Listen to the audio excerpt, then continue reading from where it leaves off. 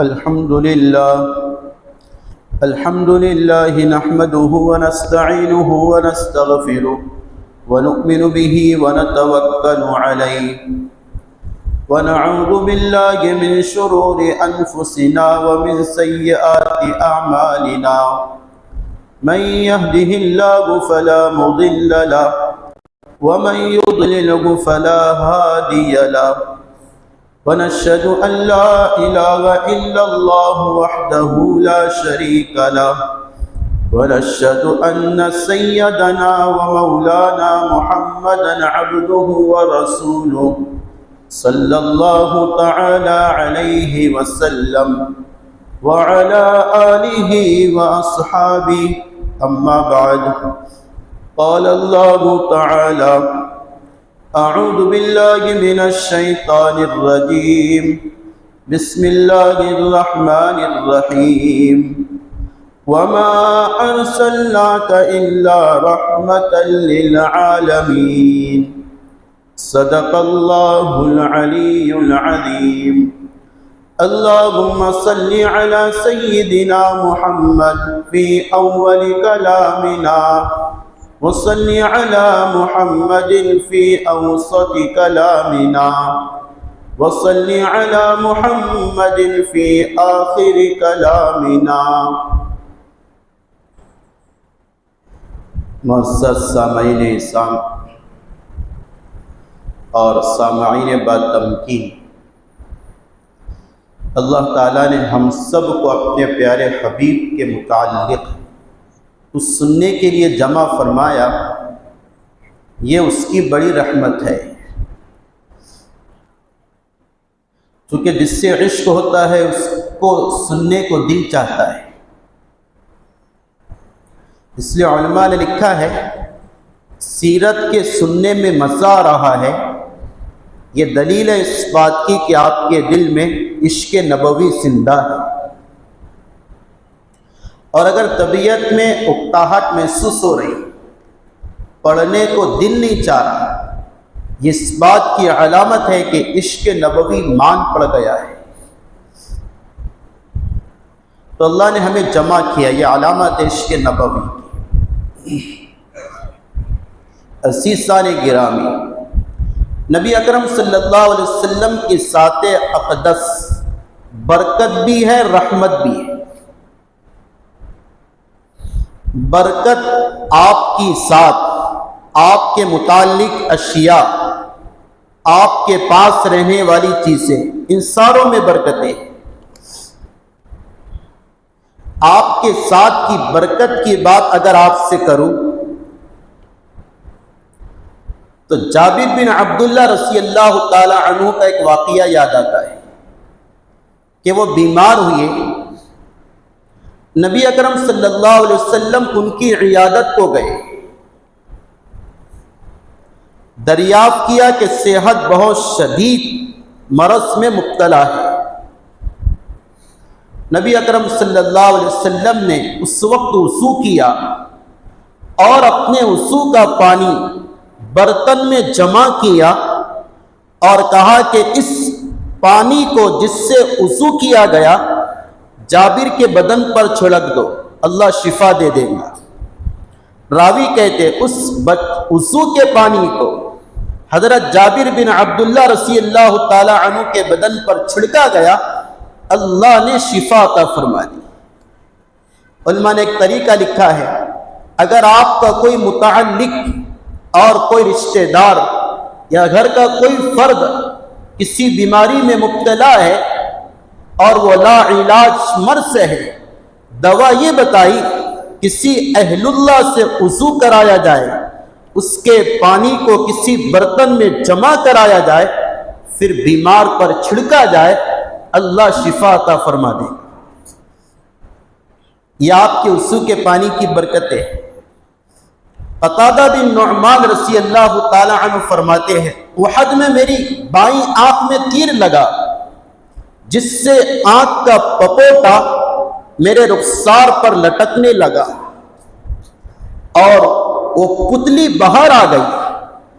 مجھے شدید فکر ہوئی، میں آقا کی خدمت میں آیا، اور کہا کہ اللہ کے رسول میری 2 بیویاں ہیں، ایک سے میں بہت عشق اور پیار کرتا ہوں، اگر اس سے میری پھوٹی ہوئی آنکھ کو دیکھ لی کہیں ایسا نہ ہو کہ وہ ناراض ہو جائے، آپ دعا کر دیں میری آنکھ درست ہو جائے۔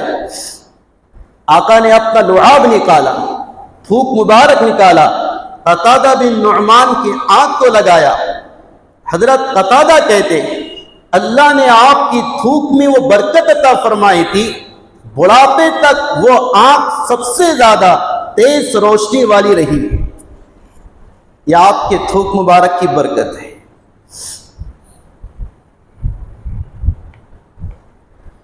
نبی اکرم صلی اللہ علیہ وسلم کا وجود پاک ہے، اس لیے ہمارا عقیدہ سنیں، ساتھ ساتھ میں میری عادت ہے میں مسائل بھی بیان کرتا، عقائد بھی بیان کرتا۔ ہمارا عقیدہ ہے نبی علیہ السلام کے فضلات پیشاب پاخانہ پاک تھے، یہ عقیدہ ہے ہمارا۔ اس کی دلیل یہ ہے، عبداللہ بن زبیر رضی اللہ تعالی عنہ فرماتے ہیں کہ نبی اکرم صلی اللہ علیہ وسلم نے ایک مرتبہ سینگی لگائی، حجامہ کروایا، وہ خون جو آپ کے بدن مبارک سے نکلا اس کو جمع کیا اور آپ نے کہا کہ عبداللہ اسے کسی جگہ گاڑ کے آ جاؤ۔ عبداللہ بن زبیر نے اس پیالے کو لے کر گئے اور ایک کشمکش میں پڑ گئے، اسے زمین میں گاڑو یا کسی ایسی جگہ دفن کر دو جہاں اس کا استعمال صحیح ہو جائے۔ فیصلہ یہ کیا اس مبارک خون کو عبداللہ اپنے پیٹ میں اتار لے گا۔ عبداللہ بن زبیر نے پورا خون پی لیا، آقا کی خدمت میں آئے، آقا نے بھانپ لیا، پہچان لیا، شاید عبداللہ نے لعلک شربتا پی لیا، کہا کہ اللہ کے رسول پی لیا، کہا کہ تجھ میں نبوت کی برکتیں آ گئی۔ اسی کا اثر تھا، اگر آپ صحابہ کی ہسٹری کو سرچ کرو گے، ان کی تاریخ کا مطالعہ کرو گے، صحابہ میں عبداللہ بن زبیر رضی اللہ تعالی عنہ وہ صحابی ہے جو ایک ہفتے کا روزہ رکھا کرتے تھے اور رات میں کنٹینیو تہجد پڑھا کرتے تھے۔ حضرت جی مولانا یوسف صاحب کی کتاب ہے جس سے الحمدللہ میں خود پڑھاتا ہوں، امانی الاحبار، اس میں حضرت نے لکھا ہے وہ جو طاقت تھی نبی کے خون مبارک کی برکت تھی جو ان کے باڈی میں چلے گیا۔ تو آپ کے فضلات پاک ہیں۔ ایک صحابی ہے بریرہ رضی اللہ تعالی عنہ، نبی اکرم صلی اللہ علیہ وسلم ایک مرتبہ گھوڑے سے یا اونٹ سے اتر رہے تھے، آپ کا پیر پھسل گیا، آپ گر گئے، کوہنی کی ہڈی تھوڑی سی فریکچر ہو گئی جس سے آپ پیر کی موومنٹ نہیں کر پا رہے تھے، تو آپ نے 2-3 دن تھوڑا سا احتیاط کیا، تو اسی عرصے میں آپ نے پیشاب ایک پیالے میں کیا اور اس پیشاب کے کرنے کے بعد حضرت بریرہ جو آپ کی باندھی ہے کہا کہ اس سے گاڑ کے آ جاؤ۔ اسے جب گاڑنے کے لیے سیدہ بریرہ نے لے کر گئی تو ان کے دل میں بھی وہ سوال گردش کرا، آقا کا پیشاب ہے، کہیں میں اسے گاڑ دوں یا اس سے اپنے بدن میں اتار دوں؟ محبت رسول نے جوش مارا اور وہ جیت گئی، کہا کہ اسے میں اپنے پیٹ میں اتاروں گی، پی لیا۔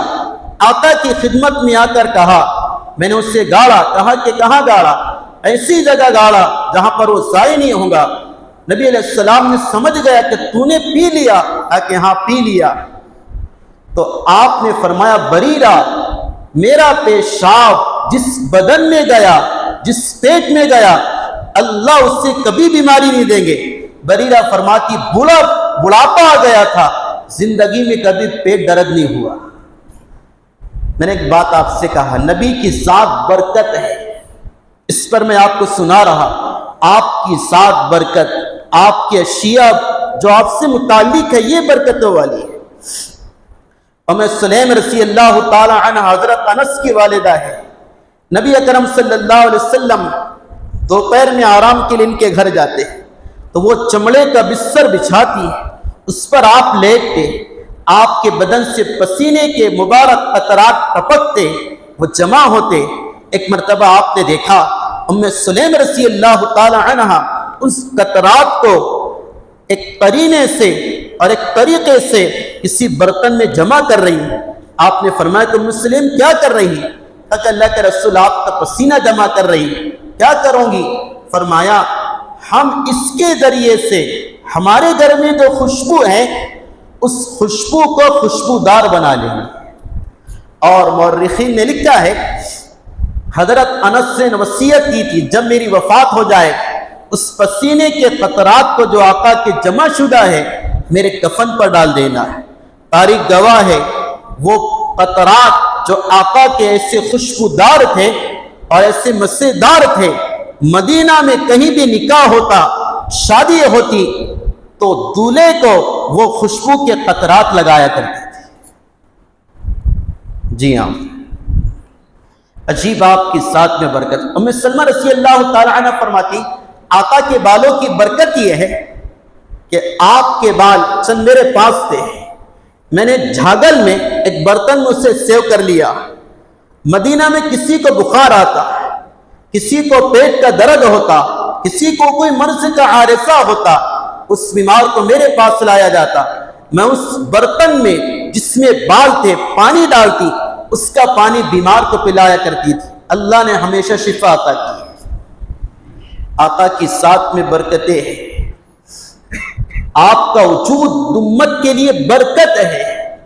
اس لیے نبی علیہ السلام کے بالوں کے بارے میں سیدنا معاویہ رضی اللہ تعالی عنہ کے باب میں آتا، ایک مرتبہ وہ آپ کے ساتھ قضائے حاجت کو گئے، آپ نے قضائے حاجت کی، حضرت امیر معاویہ نے پانی پیش کیا، آپ فارغ ہو کر آئے، آپ کے پاس دو لباس، دو کپڑے تھے، دو چادریں تھی۔ امیر معاویہ نے کہا اللہ کے رسول ایک چادر مجھے دے دو۔ کہا کہ کیا کروں گے؟ کہا کہ اپنا کفن بناؤں گا۔ اللہ، اپنا کفن بناؤں گا۔ اور اپنے بیٹے سے کہا تھا بیٹا دیکھ وفات سے پہلے یہ نبی کے بال ہیں اور ناخن ہیں، معاویہ نے حکومت سے زیادہ اس کی حفاظت کی ہے، ان بالوں کی اور ناخنوں کی۔ جب میری وفات ہو جائے اس مبارک کپڑے کو جو نبی کا قمیص تھا میرے بدن سے چپکا دینا، کفن بنانا، اور بالوں کو اور ناخنوں کو آنکھ پر پیشانی پر رکھ دینا جیسے کافور رکھا جاتا ہے، تاکہ اللہ تعالیٰ اس کی برکت سے قبر کے معاملے کو آسان کر دے۔ میرے عزیزو، یہ وہ چیزیں ہیں جو نبی علیہ السلام سے متعلق ہے۔ اللہ کی قسم یہ چیزوں سے زیادہ برکت ہے آپ کی سنتوں اور اعمال میں ہے۔ ہاں، حضرت جی فرمایا کرتے تھے مولانا یوسف صاحب، ایک تو آپ کی انگلیوں کی طاقت ہے جس سے چاند کے 2 ٹکڑے ہو گئے، اور ایک آپ کے عمل کی طاقت ہے، اس میں وہ طاقت ہے جس کا مقابلہ دنیا کا کوئی سپر پاور ملک نہیں کر سکتا۔ اس کی طاقت یہ مسواک۔ فرمایا کہ مجدد الفسانی رحمت اللہ علیہ فرمایا کرتے ہیں مسواک میں وہ طاقت ہے، اگر اللہ تعالیٰ کو اس کا کوئی واسطہ دے کر دعا کرے اور اس کا وسیلہ دے کر دعا کرے، اللہ اس کی دعا کو رد نہیں کرتا ہے۔ یہ آپ کی ادنا چھوٹی سی ظاہراً سنتوں کا حال ہے، تو آپ کی ساتھ میں برکت ہے اور آپ کی ساتھ رحمت للعالمین ہے۔ ایسی رحمت امت کے لیے، امت کے ہر طبقے کے لیے آپ رحمت ہے۔ انسانوں کے لیے رحمت، جانوروں کے لیے رحمت، فرشتوں کے لیے رحمت، چوپاؤں کے لیے رحمت، حتیٰ کہ کفار کے لیے رحمت، اور مسلمانوں کے لیے خصوصاً رحمت آپ کی ذات مبارکہ ہے۔ اس لیے نبی علیہ السلام نے فرمایا جب تک میں دنیا میں رہوں گا اللہ نے مجھ سے وعدہ کیا اس دھرتی کو یک بارگی ایک ساتھ ہلاک نہیں کروں گا، یہ میرا وجود تمہارے لیے رحمت ہے۔ نبی اکرم صلی اللہ علیہ وسلم نے فرمایا میری ذات تم میں سے انسانوں کے لیے رحمت ہے اور مسلمانوں کے لیے رحمت ہے، جانوروں کے لیے رحمت ہے، فرشتوں کے لیے رحمت ہے، جناتوں کے لیے رحمت ہے، ہر چیز کے لیے رحمت ہے۔ اس لیے آقا نے فرمایا کافروں کے ساتھ اچھے اخلاق سے پیش آؤ، ان پر ڈائریکٹ حملہ نہ کرو، پہلے دعوت دو، اس میں سے ضعیف عورتوں کو بچوں کو نہ مارو، یہ مارنا اسلام کے خلاف ہے۔ آقا نے فرمایا اگر کوئی کافر تمہارے ملک میں آئے تم اس سے امن چاہے اس سے امن دے دینا. اگر کسی آدمی نے ایسے کافر کو مارا جس کو امن دے دیا گیا تھا اس آدمی پر جنت حرام ہے. اس کے بعد میں کہہ رہے ہیں ایک کافر مستامن کے بارے میں جس سے امن مانگا ہے، یہ آپ کے ساتھ اس کے لیے بھی رحمت ہے، آپ کی ساتھ چوپاؤں کے لیے رحمت ہے کہ نبی علیہ الصلوۃ والسلام نے فرمایا گھوڑے کے لیے اس کے پیشانی میں قیامت تک کے لیے خیر ہے. آقا نے فرمایا اونٹ والوں کے لیے اونٹ عزت اور وقار کا سبب ہے. آقا نے فرمایا بکری والوں کے لیے برکت کا سبب ہے. آقا نے فرمایا مرغے کو برا بھلا مت کہو، اس سے مارو نہیں، اس لیے کہ مرغا نماز کے لیے جگاتا ہے. ہاں جانوروں کو رحمت بتایا. مورخین نے لکھا ہے اسلام میں ان کی رحمت کا حصہ جانوروں کو ایسا گیا، قرآن میں 6 جانوروں کے نام پر سورت آئی. بقرہ پہلی سورت یہ جانور کے نام پر، انعام جانور کے معنی، اس کے بعد عنکبوت جانور کے معنی، اس کے بعد فیل جانور کے معنی، نمل مونگی کے معنی اور نحل شہد کے مکھی کے معنی. اسلام نے سین کو رحمتیں دی آقا کو طفیل. اس لیے تو نبی علیہ الصلوۃ والسلام نے فرمایا جانوروں کو داغو مت، ان کے چہرے پر گرم سلاخ سے چٹکا مت لگاؤ. ایک گدھا آپ کے سامنے سے گزرا جس کے چہرے پر کسی نے داغ لگایا تھا، آگ سے اس کو چٹکا دیا تھا. آقا نے فرمایا دیکھو کیا رحمت ہے آقا کے ساتھ، جس نے اس گدھے کے منہ پر آگ سے سلیے سے اس کو داغ دیا ہے، اس پر اللہ کی لعنت نازل ہو. اللہ اکبر. نبی علیہ الصلوۃ والسلام نے فرمایا جانوروں کو لڑانا نہیں مسئلہ ہے. آقا فرما رہے جانوروں کو لڑانے والے سے میں بری ہوں، اس کا مجھ سے کوئی تعلق نہیں. ایرکوں کو لڑانے والا، مرغوں کو لڑانے والا، ہیلوں کو لڑانے والا، آقا فرما رہے میں اس سے بری ہوں. دیکھو نبی علیہ الصلوۃ والسلام کی رحمت میں سے اس کو بھی حصہ ملا ہے. نبی علیہ الصلوۃ والسلام نے فرمایا جانوروں کو ممبر نہ بناؤ. کیا مطلب؟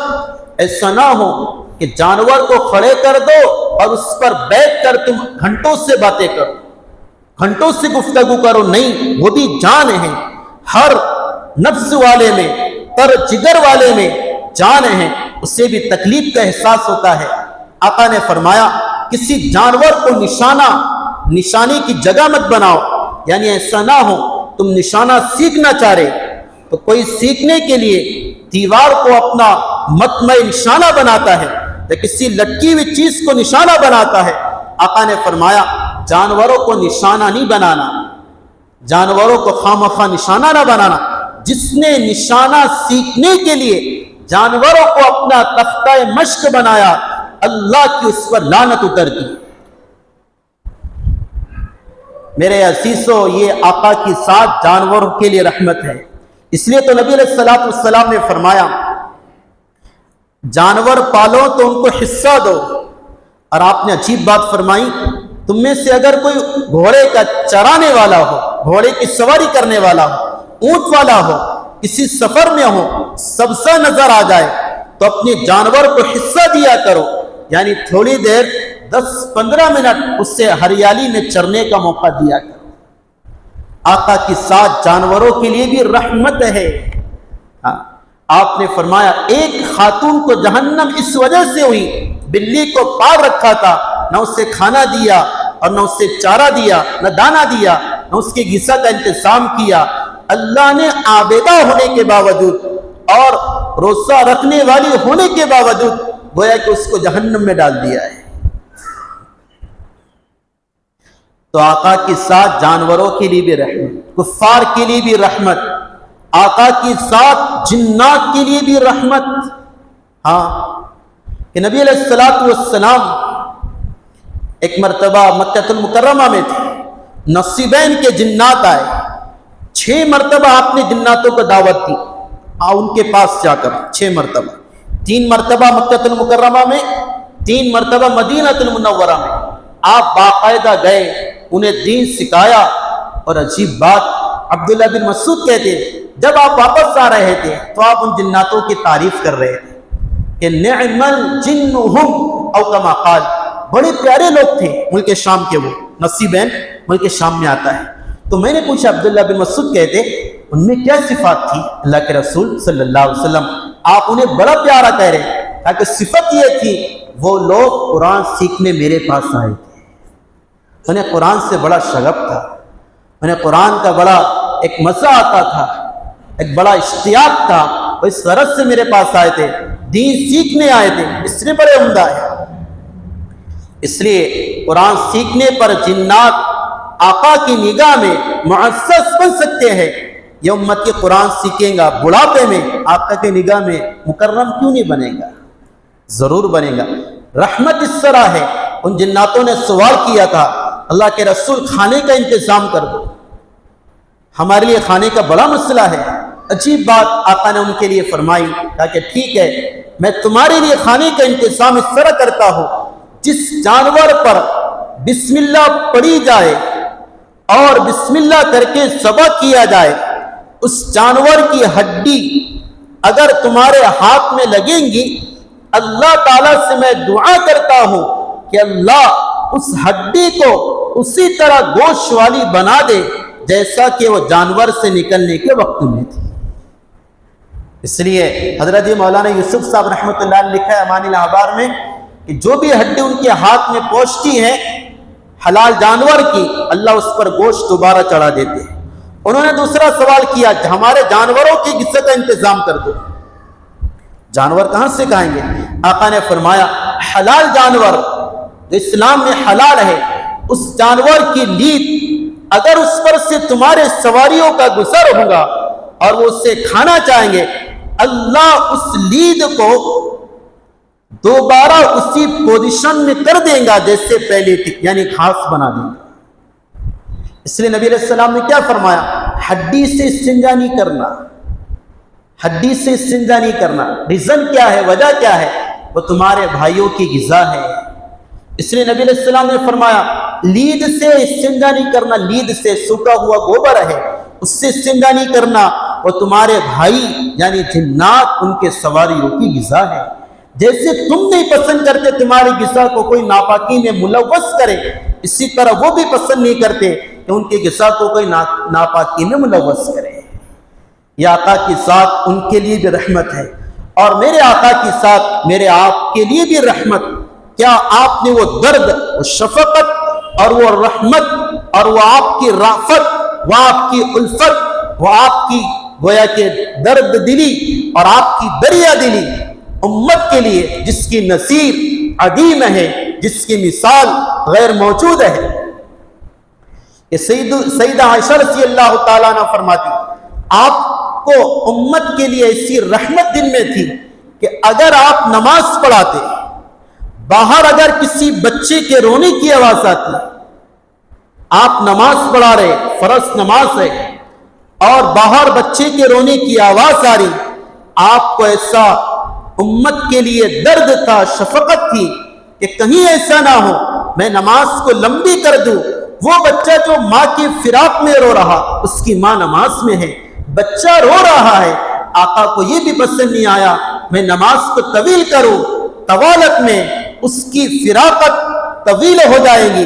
تو آقا نماز کو مختصر کر دیتے تاکہ ماں اور بچے میں زیادہ فراق اور فاصلہ نہ رہے۔ آپ نے فرمایا اماموں سے، علماء سے، حفاظ سے نماز سے بہت لمبی نہ پڑھایا کرو۔ فَإِنَّ فِيكُمَ الضَّعِيفَ وَالْمَرِيضَ، تم میں سفید داڑھی والے بوڑھے بھی ہیں اور تم میں بیمار بھی ہیں، تم نماز لمبی پڑھاؤ گے، کہیں ایسا نہ ہو اگر وہ لمبی نماز کی وجہ سے انہیں درد ہو تو بزرگوں روایت میں آتا ہے نبی کو امت کے تکلیف سے تکلیف ہوتی ہے۔ ہاں عجیب بات انہیں سناؤں، عجیب بات سنو، ہمارے جو اعمال ہیں اللہ کے سامنے پیش ہوتے پیر اور جمعرات. یہ حدیث ہے صحیح. کس کے سامنے؟ اللہ کے سامنے. وہ جو حدیث ہے کہ پیر اور جمعرات کو نبی کے سامنے امت کے اعمال پیش ہوتے ہیں، وہ حدیث موضوع ہے، وہ حدیث نہیں ہے. اچھی طرح سمجھے آپ. حدیث یہ ہے پیر اور جمعرات کو اللہ کے سامنے میرے اعمال جاتے ہیں اور ریکارڈ جاتا ہے. روزانہ بھی ریکارڈ جاتا ہے، ہفتے بھر کا بھی ریکارڈ جاتا ہے. اسی طرح علماء نے ایک بات لکھی ہے، جمعہ کے دن دیگر انبیاء علیہ السلام جو چلے گئے ان پر ان کی امت کے اعمال پیش ہوتے تھے، اور جمعہ کے دن آقا نے فرمایا تمہارا عمل میرے سامنے پیش ہوتا ہے، اگر تم اچھے عمل کرتے ہوئے میں تمہیں پاتا ہوں تو خوش ہوتا ہوں، اگر برا عمل کسی سے سرزد ہوتا ہے تو مجھے درد اور تکلیف ہوتی ہے. اور آپ نے فرمایا جیسے میرے سامنے جمعہ کے دن تمہارے اعمال پیش ہوتے ہیں، اسی طرح تم میں سے جو تمہارے مرحوم ہیں، تمہارے والد ہیں، تمہاری والدہ ہے، تمہارے دادا ہے، پردادا ہے، ان کے سامنے بھی تمہارے اعمال ہفتہ بھر کے جمعہ کے دن پیش ہوتے ہیں. آقا نے فرمایا اپنے مردوں کو برے اعمال کے ذریعے تکلیف نہ دیا کر. ہاں بیٹا باپ اور ماں کا بڑا دلارا ہوتا ہے، اور ماں اور باپ کے لیے محبتوں کے اور الفتوں کے انبار لگانا چاہیے، لیکن محبت کا ایک راستہ یہ بھی ہے انہیں تکلیف نہ پہنچائے. بیٹے کے عمل سے، بیٹے کے برے عمل سے باپ کو قبر میں تکلیف ہوتی ہے. حدیث میں ہے، طبرانی کی روایت ہے. تو جیسے نبی علیہ السلام کو برے اعمال سے تکلیف ہوتی تھی، اسی طرح امت کے درد سے بھی آپ کو درد ہوتا تھا. سمجھ میں آئی بات؟ اگر کوئی بیمار ہوتا آپ کو اس سے درد ہوتا، کوئی تکلیف میں مبتلا ہوتا اس سے آپ کو درد ہوتا، کسی کو کوئی زخم لگ جاتا آپ کو درد ہوتا. علی رضی اللہ تعالی عنہ آئے، آنکھ آ گئی، آقا نے اپنا لعاب نکالا، آنکھوں میں لگایا. علماء نے لکھا ہے نبی علیہ السلام کسی مصیبت زدہ کو دیکھتے تو آپ کی آنکھوں میں آنسو آ جائے کرتے. یہ آپ کو امت سے تعلق اور رابطہ اور واسطہ تھا. کیا آپ کی رحمت گناہ ہوا؟ آپ کو امت کے لیے کیا کر کے گئے؟ کیا رحمت کا وہ ایک سوانے لکھ کر گئے؟ سیدہ عائشہ فرماتی ہے آقا نے امت کی ایسی فکر کی. تراویح کا مسئلہ تھا، 2 دن آپ نے نماز پڑھائی تراویح کی، 23-24 یا 24-25، 2 دن پڑھائی. مجمع کثیر ہو گیا تو پھر تیسرے دن اور مجمع بڑھ گیا. عشاء کے بعد کا منظر ہے، سارے صحابہ بیٹھے ہیں اور آقا کا انتظار کر رہے ہیں. آپ آئیں گے، تراویح پڑھائیں گے، قرآن سنا جائے گا. آپ اس طریقے سے صحابہ انتظار کرنے لگے. عشاء کی نماز کے بعد ایک ثلث چلے گیا رات کا، دوسرا ثلث چلے گیا، حتیٰ کہ تہجد ہو گئی. صحابہ کرام آپ کے دروازے کے پاس جاتے، کھنکارتے تاکہ معلوم ہو آقا کو کہ مجمع انتظار کر رہا ہے، مجمع منتظر ہے. لیکن آپ نہ آتے، آپ اندر تھے. پھر فجر کی نماز کا وقت ہو گیا، آپ تشریف لائے، نماز پڑھائی. آقا نے فرمایا رات بھر تمہارے کھنکارنے کو محسوس کرتا رہا، تمہارے انتظار کا ادراک کرتا رہا، آنے کو دل چاہ رہا تھا.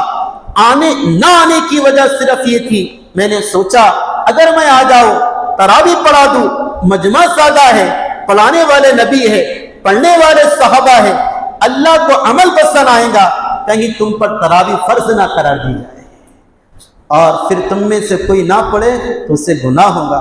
میں نے یہ برداشت نہیں کیا کہ تم پر تراویح فرض ہو جائے اور چھوٹ جائے اور تمہیں درد ہو، تمہارے درد سے مجھے بھی درد ہوگا.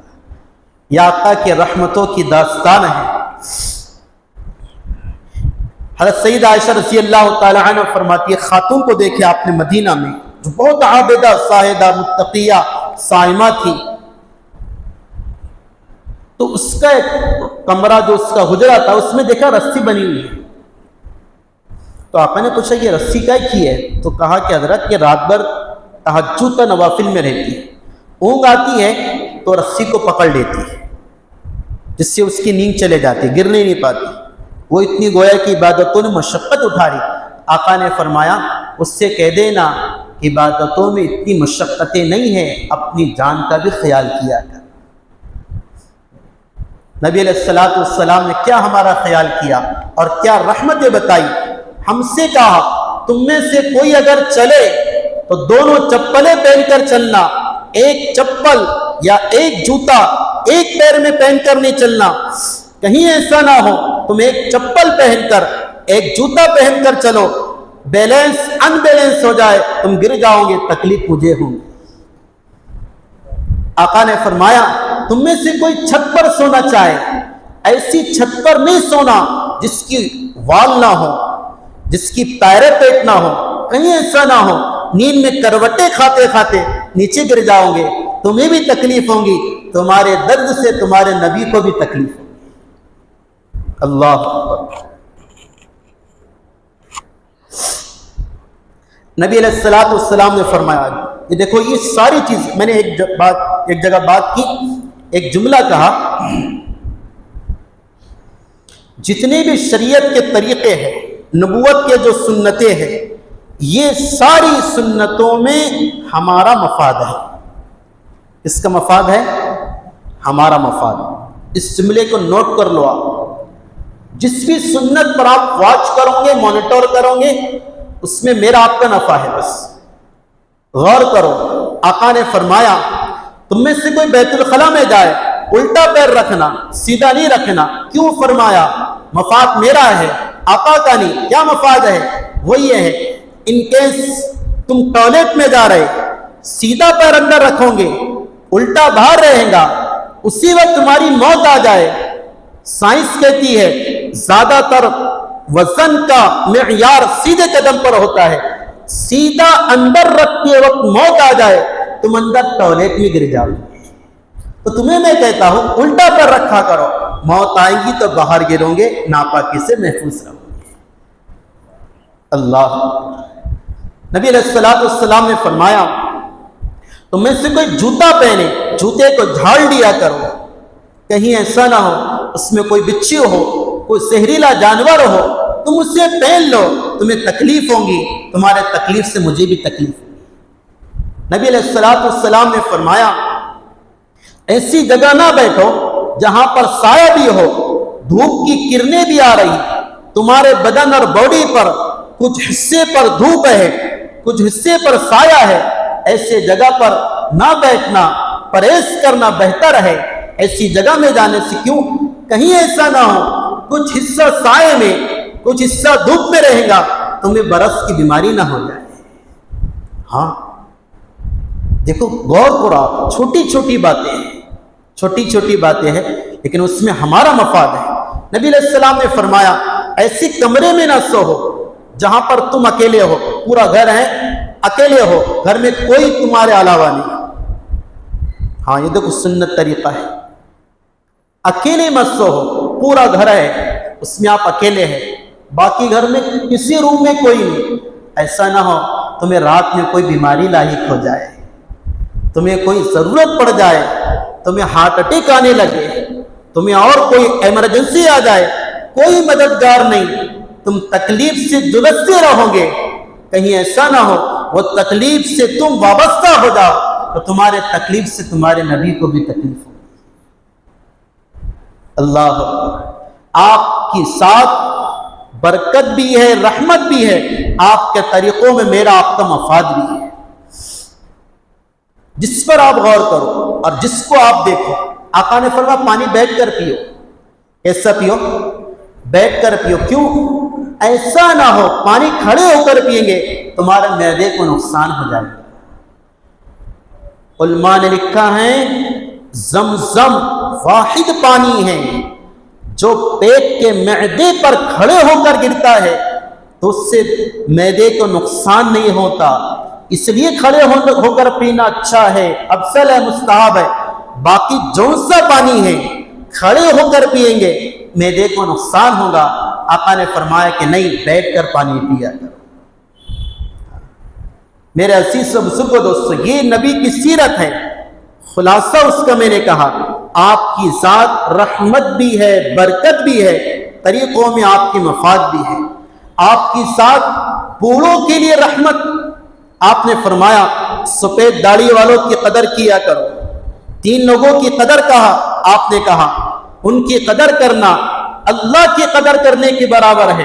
ایک عالم با عمل، دوسرا حاکم با عدل، اور تیسرا سفید داڑھی والا۔ اس کی قدر کرنا یہ گویا کہ اللہ کی قدر کرنے کی طرح ہے۔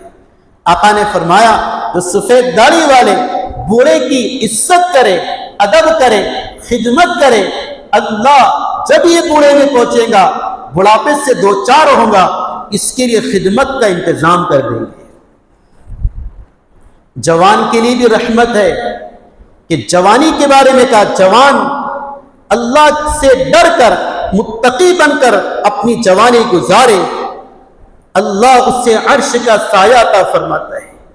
آقا نے فرمایا کسی جوان کو ذو جمال، خوبصورت ترین عورت اور اچھے کیٹیگری والی، اچھے نسب، اچھے برادری والی دعوت دے، وہ کہے کہ میں اللہ سے ڈرتا ہوں، ایسے جوان کے بارے میں آقا نے فرمایا کل قیامت کے دن اللہ کے عرش کے سائے میں۔ یہ جوانوں کو رحمت بتائی۔ عورتوں کے لیے بھی آپ کی ساتھ رحمت ہے کہ آپ نے فرمایا یہ عورت جس بھی شکل میں ہو، ماں کی شکل میں اس کے لیے بھی رحمت، ماں بیوی کی شکل میں اس کے لیے بھی رحمت، اگر بیٹی کی شکل میں اس کے لیے بھی رحمت، اور بہن کی شکل میں اس کے لیے بھی رحمت۔ کہ نبی علیہ السلام نے فرمایا ماں پر خرچ کرو تمہیں صدقے کا ثواب ملے گا، ماں کے لیے دعا کرو رزق میں تنگی نہیں آئیں گی، بیوی پر خرچ کرو تم اچھے اخلاق والے شمار ہوں گے، بہنوں کا حق ادا کرو، ان کے ساتھ شادی کے بعد اس سے سلوک کرو، اللہ تم کو جنت عطا فرمائے گا۔ اگر تمہاری بیٹی ہے اس کے ساتھ اس سے سلوک کرو، جس باپ کو ایک بیٹی اللہ دے اس کا حق ادا کرے، اس کے ساتھ اس سے سلوک کرے، ظلم نہ کرے، یہ بیٹی باپ کے لیے قیامت کے دن جہنم کی آگ سے نجات کا سبب بنی۔ یہ آقا کی ذات ہے، سب کے لیے رحمت۔ اس لیے تو شاعر کہتا ہے وہ نبیوں میں رحمت لقب پانے والا، وہ نبیوں میں رحمت لقب پانے والا، مراد غریبوں کی بر لانے والا، مصیبت میں غیروں کے کام آنے والا، وہ اپنے پرایوں کا غم سہنے والا۔ یہ آقا ہے محمد مصطفیٰ صلی اللہ علیہ وسلم۔ اس لیے میرے بزرگوں دوستوں، ربیع الاول کا پیغام صرف یہ نہیں کہ ہم ایک سیرت کی مجلس سے لے لیں، اس کو سن لیں اور بس نہیں۔ میں نے ہماری مسجد میں بھی کہا، مرکز میں بھی کہا، سیرت کا پیغام یہ ہے آپ اس ربیع الاول میں طے کرو کہ انشاءاللہ سنتی نہیں جائیں گی، سنتی نہیں جائیں گی، انفرادی اجتماعی، چونکہ میں نے کہا وہ مفاد ہے، ہر سنت میں میرا مفاد ہے۔ اصل میں دیکھو ہماری جو طبیعت فطرت ہے نا، وہاں جاتی ہے جہاں پر مفاد ہو۔ ایک انسان ہے دن بھر تھکتا ہے، پسینے سے کڑتا ہے، تھکن سے چور ہوتا ہے، وہ سب کچھ برداشت کرتا ہے، سردی گرمی طوفان سب برداشت کرتا ہے۔ کیوں؟ سامنے مفاد ہے، پیسے ملیں گے۔ انسان کی طبیعت مفاد کی طرف لپکتی ہے۔ او محمد مصطفیٰ سے عشق کرنے والوں، آپ سنتوں پر ریسرچ کرو، آقا کے سارے طریقوں میں میرا آپ کا مفاد ہے۔ کھانے کی سنتیں ہو اس میں مفاد ہے، سونے کی سنت ہے اس میں مفاد ہے۔ سوچو تو صحیح، آقا نے فرمایا آیت الکرسی پڑھ کے سو جایا کرو۔ کیوں؟ آیت الکرسی تم نے پڑھی ہے، رات بھر اللہ کی طرف سے ایک فرشتہ تمہاری حفاظت اور سیکورٹی کے لیے متعین ہو جاتا ہے۔ آقا نے فرمایا کہ باوضو سویا کرو، اس لیے کہ باوضو سوئے تمہیں 3 انعام ملیں گے۔ پہلا انعام، اگر اس رات تمہاری وفات ہوتی ہے تمہیں شہادت کا مقام ملے گا، تمہارا مفاد ہے نا۔ اگر اس رات جس میں تم وضو کر کے سوئے اور رات میں آنکھ کھل جائے، وضو کر کے سوئیں آنکھ کھل جائے، جو دعا مانگو گے اللہ تمہیں ضرور عطا کرے گا۔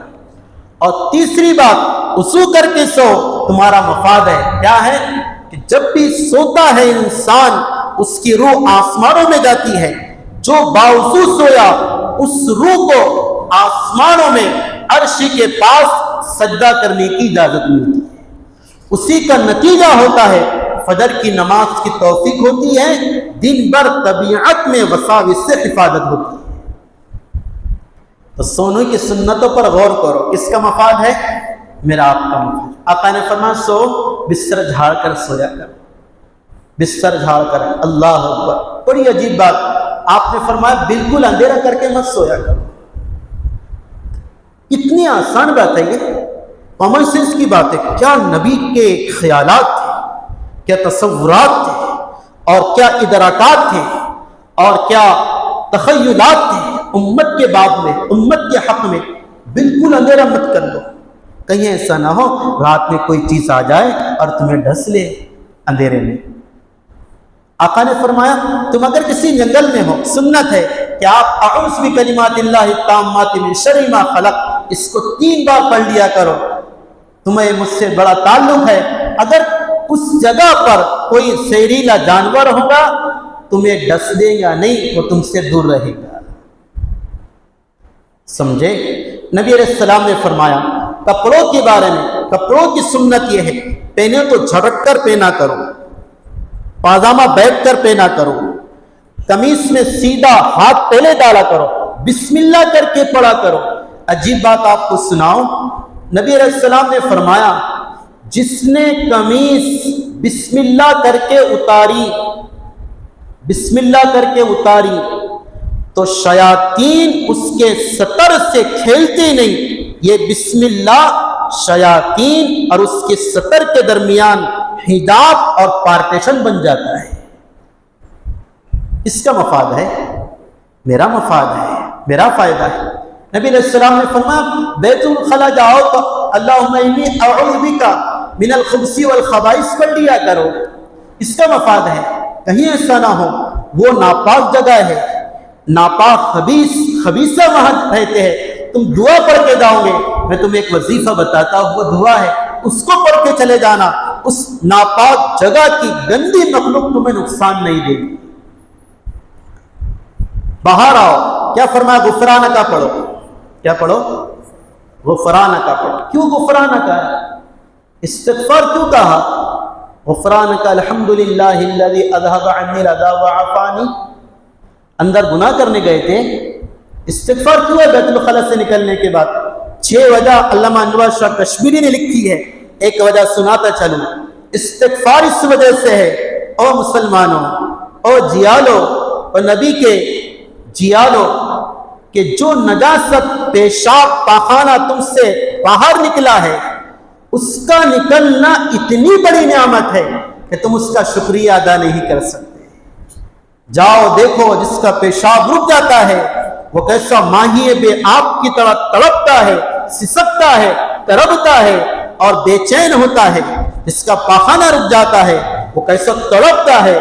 تمہارا آسانی سے ہو گیا, پیشاب بھی آسانی سے ہو گیا, پاخانہ بھی آسانی سے ہو گیا. اس پر تمہیں شکر کرنا چاہیے تھا, لیکن تم میں شکر کی طاقت نہیں. اس لیے باہر آؤ, غفرانہ کا پڑھو, اللہ سے استغفار کر لو کہ تم نعمت کا شکریہ ادا نہیں کر سکتے. اور پھر اللہ تعالیٰ اس کے نتیجے میں علماء نے لکھا ہے جو اس دعا کو واپس آنے کے بعد پابندی سے پڑھیں گا, اللہ تعالیٰ پیشاب پاخانے کی جو نعمتیں ہیں ہمیشہ اس پر صحیح سالم فرما دی. چونکہ نعمتوں کے شکریہ سے نعمتوں میں کیا ہوتا ہے؟ اضافہ ہوتا ہے. اس لیے میرے عزیز و بزرگوں دوستوں, بہت سی باتیں ذہن میں آ رہی, وقت نہیں ہے, مجھے ایک جگہ اور جانا ہے, اس لیے آپ کے سامنے 3 باتیں کہی. نبی علیہ السلام کی ساتھ برکت بھی ہے, وہ سنایا آپ کو, بڑی برکت ہے. جب ساتھ برکت تو آپ کے طریقے بھی برکت والے. آپ کی ساتھ رحمت ہے, رحمت ہے, طریقے بھی رحمت ہے. کیا آپ کو سن رحمت ہے, آپ کے طریقے بھی ہمارے لیے رحمت ہے. نبی علیہ السلام نے عجیب بات فرمائی کہ میں مردوں کے لیے بھی رحمت, زندوں کے لیے بھی رحمت ہوں, مرنے والوں کے لیے بھی رحمت ہوں.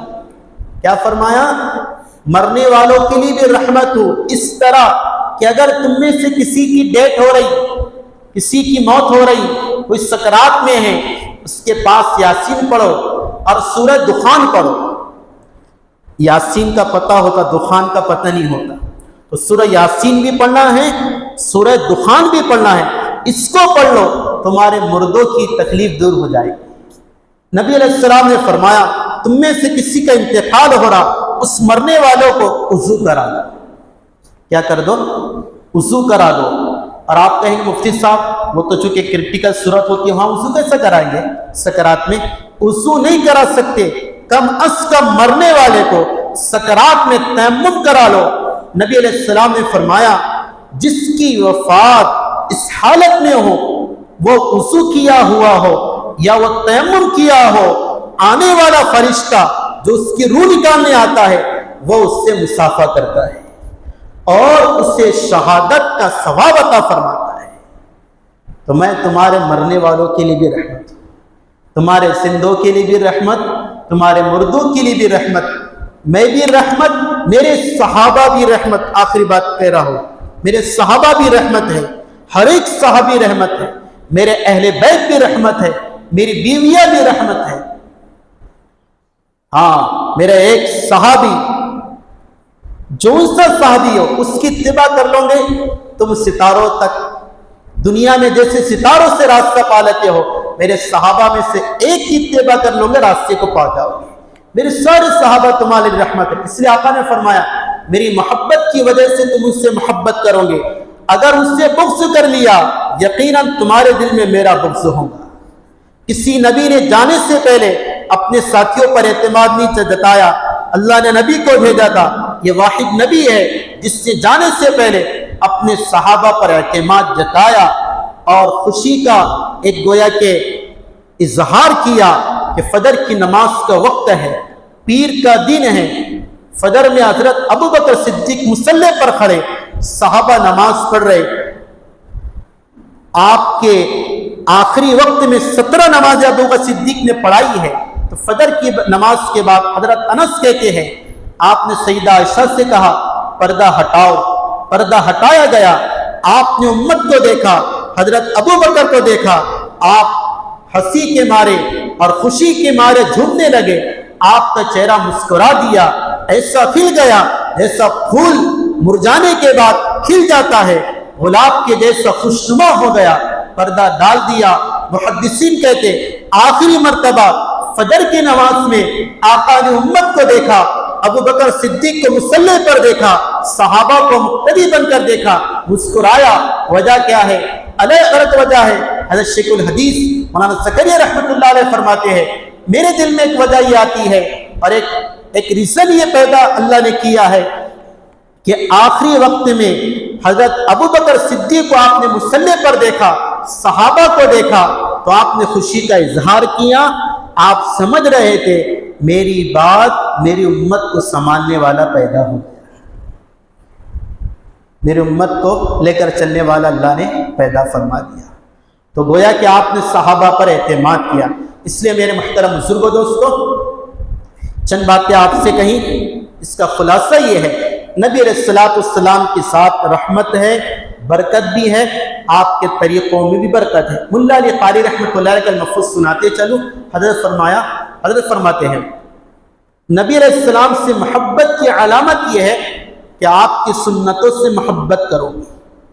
نبی کی سنتوں سے محبت کی علامت یہ ہے دنیا سے اعراض کرو گے، اور دنیا سے اعراض کی علامت یہ ہے آخرت سے محبت کرو گے، اور آخرت کی محبت کی علامت یہ ہے کہ تم گناہوں سے اپنے آپ کو بچا لو گے۔ اس لیے میرے بزرگوں دوست ایک بات تو آپ سے یہ کہا، اس ربیع الاول کا پیغام آپ کے لیے یہ ہے کہ آپ اس مہینے میں ارادہ کرو انشاءاللہ آج سے کوئی سنت میں نبی کی نہیں چھوڑوں گا، یہ عشق نبوی کا معیار ہے۔ دوسرا، ہر نماز کو پوری پڑھوں گا، فرائض کے اہتمام کے ساتھ ہر نماز کو پوری کروں گا اور پوری پڑھوں گا۔ عشاء کی 17 پڑھوں گا، مغرب کی 7 پڑھوں گا، عصر کی 8 پڑھوں گا، ظہر کی 12 پڑھوں گا، فجر کی 4 پڑھوں گا۔ تیسرا، تجارت میں، معاملات میں اور دوسرے امور میں سنت کو زندہ کروں گا۔ ایک آخری حدیث سنا کر اپنی بات ختم کر دوں۔ نبی علیہ السلام وضو کر رہے تھے، صحابہ کرام آپ کے وضو کا پانی نیچے سے لے رہے تھے۔ حضرت مسعود ثقفی کہتے ہیں جو محبت محمد کی میں نے محمد سے ان کے ساتھیوں کے ساتھ دیکھا، میں بادشاہوں کے دربار میں گیا، وزیروں کے پاس، حکما کے پاس گیا، ایسا عشق نہیں پایا جو اصحاب رسول محمد مصطفیٰ صلی اللہ علیہ وسلم سے کرتے تھے کہ ان کا تھوک بھی زمین پر نہیں گر پاتا تھا، کسی کے ہاتھ پر گرتا تھا۔ وضو کا پانی وہ ہاتھ میں لیتے تھے، جس کو مل جاتا وہ بدن پر مل لیتا، جس کو نہیں ملتا وہ دوسرے کے ہاتھ کی تری کو اپنے بدن پر مل لیا کرتا تھا۔ یہ آپ کی برکتیں تھی۔ تو آپ نے صحابہ سے پوچھا یہ کیوں کر رہے میرے وضو کا پانی کیوں آپ اپنے بدن پر استعمال کر رہے؟ کہا کہ حبا للہ و حبک، آپ کی محبت میں اور اللہ کی محبت میں کرنا چاہیے۔ آپ نے فرمایا کہ میں آپ کو ایسا عمل بتاؤں، اگر اس کو کر لو گے تو اللہ بھی تم سے محبت کرے گا، اللہ کا رسول بھی تم سے محبت کرے گا، اور تم بھی اس سے محبت کرنے والے ہو، طرفین سے محبت ہوگی۔ کہا کہ بتائیے۔ آپ نے 3 عمل بتائے۔ پہلا عمل بتایا امانت کی حفاظت کرنا، امانت کی حفاظت کرنا، یہ آپ نے تعلیم دی۔ امانت میں سب آ گئے، صرف پیسے امانت نہیں ہے، بدن کے اعضاء بھی امانت ہے۔ یہ کیا ہے؟ اس کا صحیح یوز ہونا چاہیے۔ آنکھ امانت ہے، اس کا مس یوز ہوا تو امانت میں خیانت۔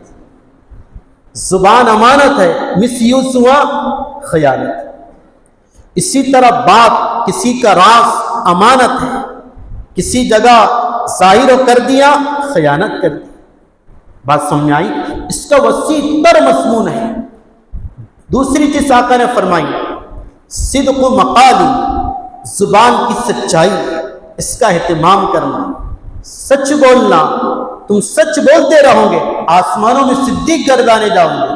اس لیے آقا نے فرمایا جھوٹ بولنے والے کا چہرہ کالا ہو جاتا ہے۔ اس لیے سچائی زبان کی بھی، سچائی معاملات کی بھی، سچائی خیالات کی بھی۔ عجیب بات آپ کو سناؤں،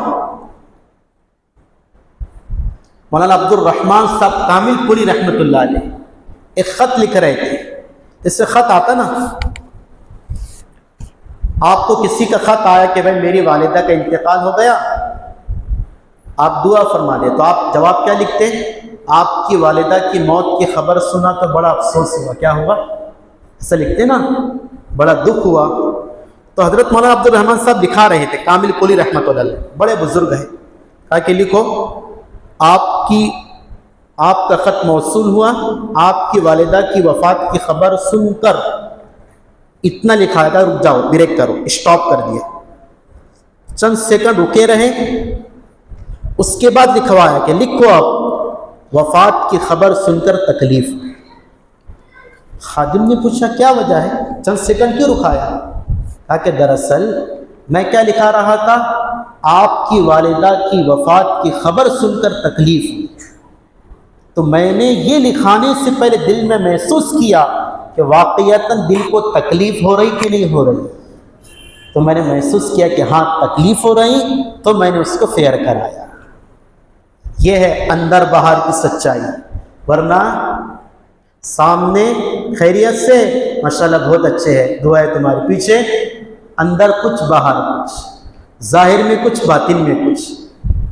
اس لیے بزرگوں جیسے ہمارے معاملات کی سچائی اندر ہے باہر میں۔ اور آخری چیز بتائی پڑوسی کے ساتھ حسن سلوک کر، یہ محبت رسول اور اللہ کی محبت کا ایک وظیفہ ہے۔ پڑوسی کے ساتھ، محلے کا پڑوسی ہو، دکان کا پڑوسی ہو، سفر کا پڑوسی ہو، کلاس کا پڑوسی ہو، جون سا پڑوسی اس کے ساتھ اچھا سلوک کرو، ایسا سلوک کرو کہ تمہارے گاڑی کے ہارن سے بھی پڑوسی کو تکلیف نہ ہو، تمہارے گاڑی کے پارک کرنے سے بھی پڑوسی کو تکلیف نہ ہو، تمہارے وال کمپاؤنڈ کی دیوار کے آگے کرنے سے بھی پڑوسی کو تکلیف نہ ہو، تمہارے کچرا ڈالنے سے بھی پڑوسی کو تکلیف نہ ہو۔ بات سمجھ میں آ رہی؟ یہاں یہ سیرت ہے، یہ اسلام ہے۔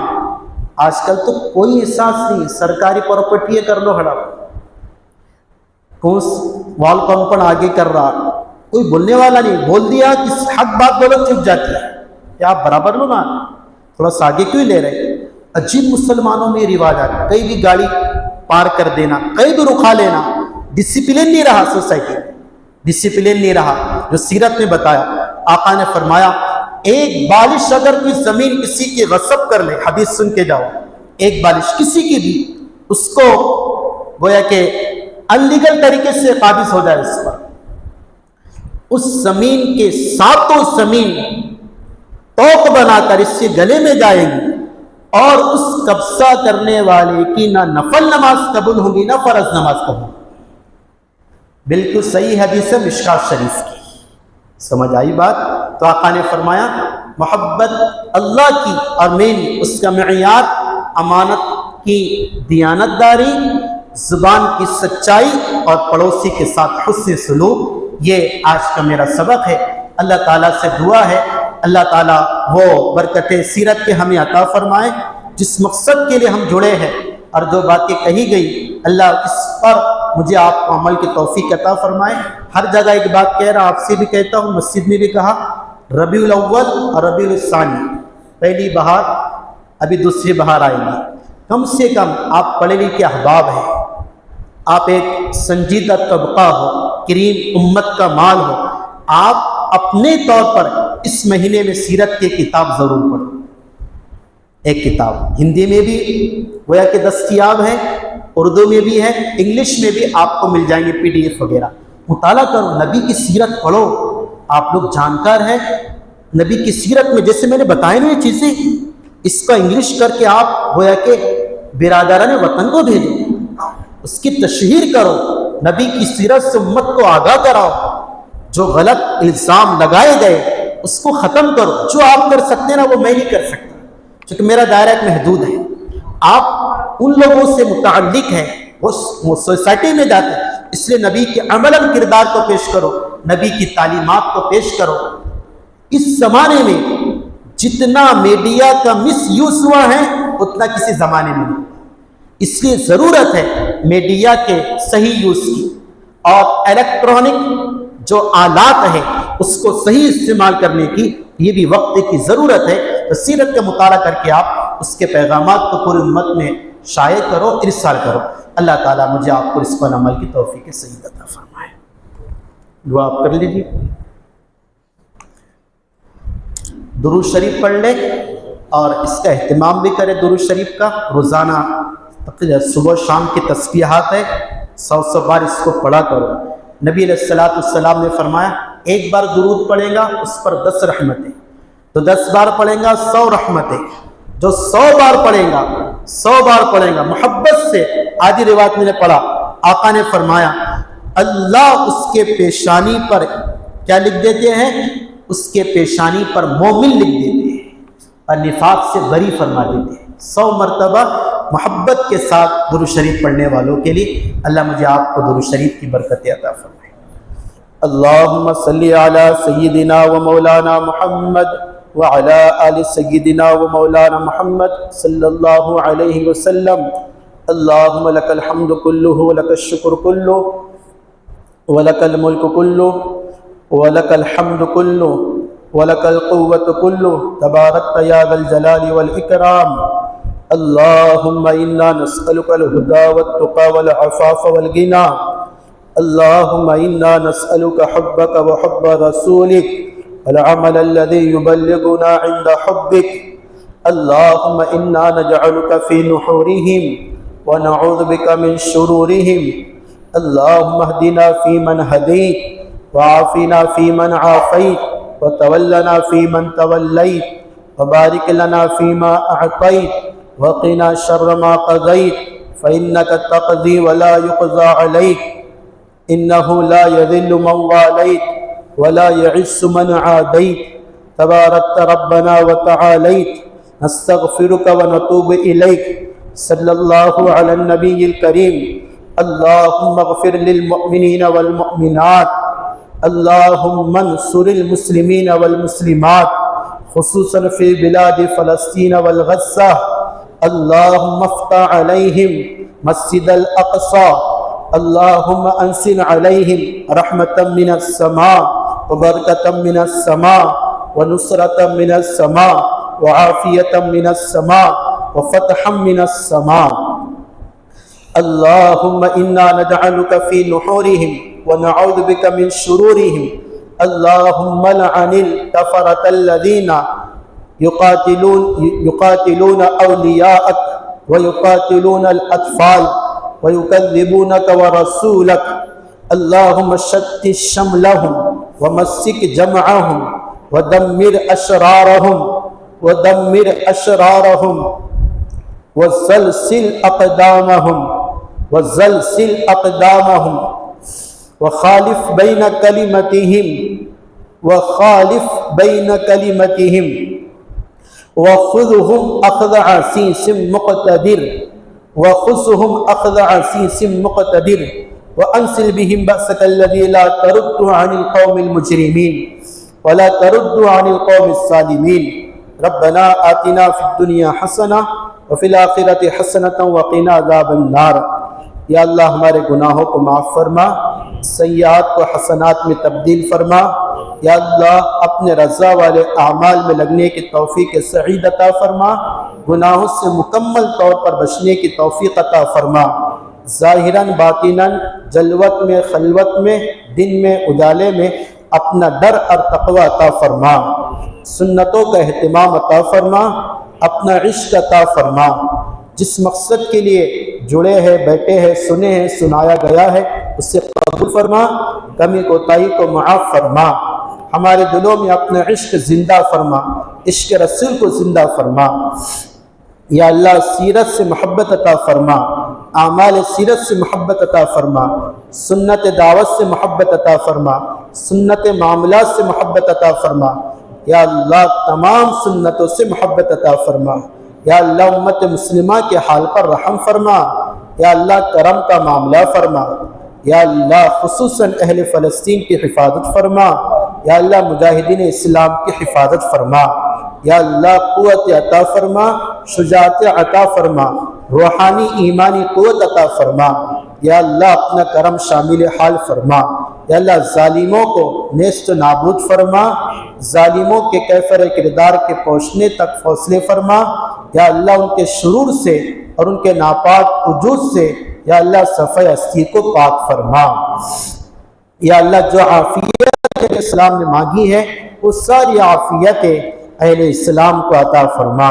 یا اللہ جو فرشتے ملک شام پر اپنے رحمتوں کے پر بچھائے ہوئے ہیں، جیسا کہ ہم نے حدیث میں پڑھا ہے، ان کے رحمتوں کے پروں کی برکت سے یا اللہ مجاہدین اسلام کی حفاظت فرما، بچوں کی حفاظت فرما، بوڑھوں کی حفاظت فرما، خواتین کی حفاظت فرما.